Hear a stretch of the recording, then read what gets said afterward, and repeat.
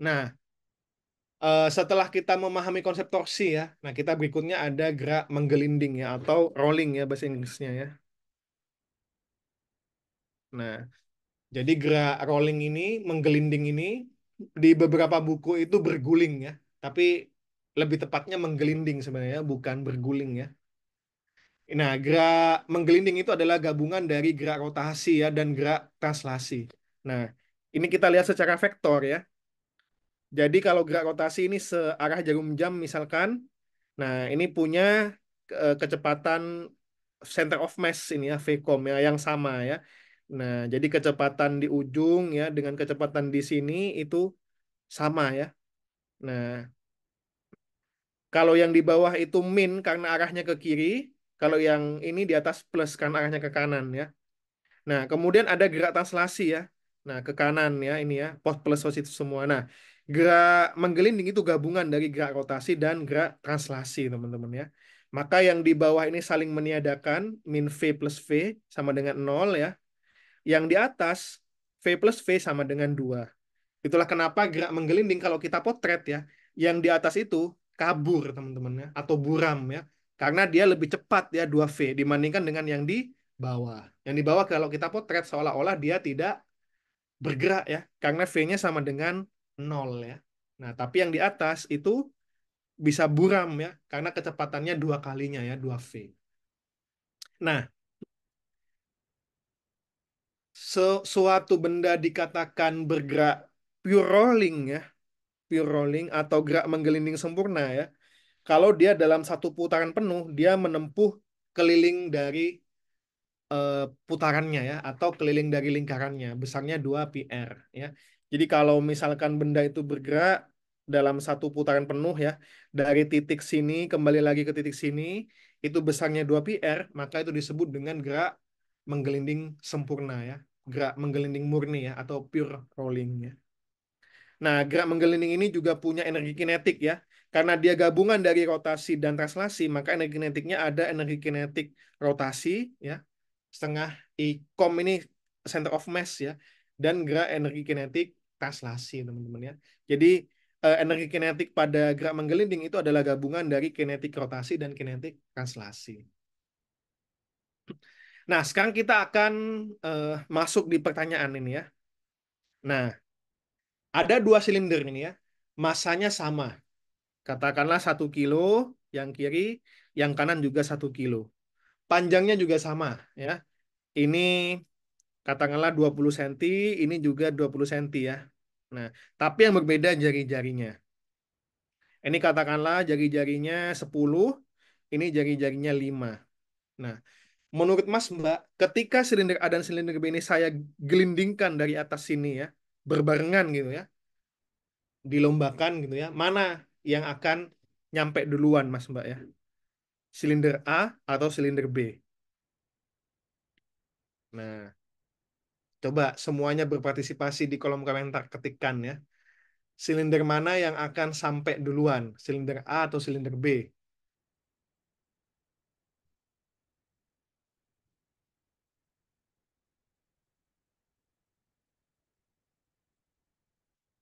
Oke, ada yang jawab sama-sama nyampenya ya, nggak ada pemenang, nggak ada yang kalah. Silinder A ya, silinder A. Oke, nggak ada yang jawab silinder B teman-teman. Siapa tahu teman-teman ingin anti mainstream ya. Nah,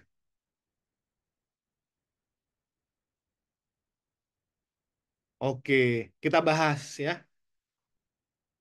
Nah, silinder mana yang akan nyampe duluan ya? Nah, kita modelkan ini ya. Jadi dalam gerak ini ya, teman-teman. Nah, kita satu persatu ini kita zoom. Nah, kita modelkan gayanya ya. Nah, ada gaya berat di sini ya, W ya, FG atau W ya. Nah, sehingga ini adalah W cos theta, ini ada FG sin theta, jadi FG sama dengan W ya. Force of gravitation ya, sama dengan gaya berat ya. Nah, ada F G cos theta, ini ada F G sin theta, ada gaya normal dan ada gaya gesek ya. F ya. Nah, Dari sini kemudian ya bisa kita jabarkan dalam rumusnya ya. Nah, bahwa gaya gesek ini dia bisa memutar ya. Jadi kalau gaya geseknya nol, dia nggak akan jalan ya. Dia akan selip istilahnya ya. Nah, atau kalau gaya geseknya sangat tinggi, dia bukannya berotasi tapi translasi ya. Nah, selip itu kalau dia gaya geseknya sangat tinggi ya. Jadi kalau F-nya itu sangat tinggi ya, nah dia bisa selip ya, nggak berputar. Tapi dia bergerak ke bawah gitu ya, gerak translasi murni. Atau sebaliknya, kalau Fs-nya sangat rendah mendekati nol, dia bisa tergelincir ya. Ini slip, ini slipping, ini skidding ya, bahasa Inggrisnya ya. Nah, selip dan tergelincir. Nah, maka syaratnya itu Fs-nya yang nggak terlalu tinggi juga nggak terlalu rendah lah ya. Nah, ada nilai gaya geseknya. Dan gaya gesek ini bisa menyebabkan objek itu berputar ya. Maka kemudian F itu kan sama dengan tau itu sama dengan FR tadi ya. Nah, F-nya adalah gaya geseknya, R-nya itu adalah jari-jarinya ya. Itu sama dengan IA ya. I ini adalah massa inersia dari silindernya ya. Momen inersia dari silindernya. Kemudian ini adalah percepatan anguler ya, percepatan sudut. Nah, percepatan sudut itu adalah eh, A biasa dibagi dengan R, teman-teman ya. Nah, itu adalah percepatan sudut. Maka ini nanti kita masukkan nih. Nah, tapi sebelum itu jangan lupa sigma F sama dengan M kalikan A ya. Maka karena dia arahnya ke kiri ya, maka MG sin theta min Fs ya sama dengan MA ya. Nah, kita masukkan MA-nya kemudian MG sin theta. Nah, masukkan Fs-nya. Berdasarkan ini ya, Fs itu sama dengan I nah, alfa per R ya. Nah, alfanya tadi adalah A per R. Berarti sama dengan I A per R kuadrat ya. Maka kita dapatkan bahwa MA sama dengan MG sin theta min IA per R kuadrat ya. Nah, berikutnya, nah ini kita cari percepatannya ya. Nah, karena kan kalau dia percepatannya tinggi kan S sama dengan atau yang lebih cepat yang nyampe duluan ya, yang paling cepat ya, VT sama dengan V0 plus AS kan ya. Jadi semakin cepat, semakin besar percepatannya, maka kecepatannya juga akan semakin tinggi sehingga dia akan nyampe duluan gitu ya. Maka kita perlu cari percepatannya. Nah, ini kita kelompokkan A-nya, pindahkan ke kiri ya. Nah, menjadi MA plus IA per R kuadrat. A-nya kita keluarkan, jadi seperti ini ya. Sama dengan MG sin theta. Sehingga A-nya bisa kita peroleh MR kuadrat G sin theta per MR kuadrat plus I. Ya. Di mana I ini adalah momen inersia. Kalau silinder tadi momen inersianya berapa Mas Mbak? Setengah MR kuadrat ya. Nah, kita masukkan. Jadi A sama dengan MR kuadrat G sin theta per MR kuadrat tambahkan setengah MR kuadrat ya. Nah, ini diganti tadi dengan silinder ya, setengah MR kuadrat. Maka ada MR kuadratnya semua nih, bisa kita keluarkan MR kuadratnya ya.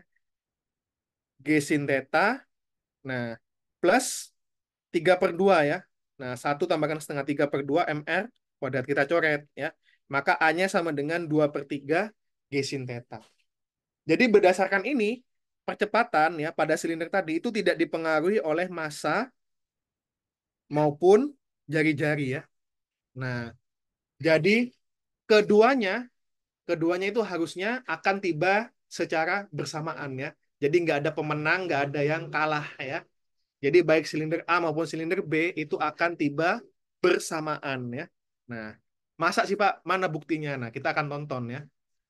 Nah, tidak hanya berbeda jari-jari ya, masanya pun berbeda ya. Misalkan silinder A itu 10 kilo ya, silinder B itu 1 kilo, nah itu juga akan tiba secara bersamaan juga teman-teman ya, mind blowing ya. Nah, nggak masuk akal ya. Nah, itulah fisika ya, kadang tidak masuk akal ya. Karena ternyata setelah kita hitung A-nya M dan R-nya itu saling meniadakan, teman-teman ya. Nah,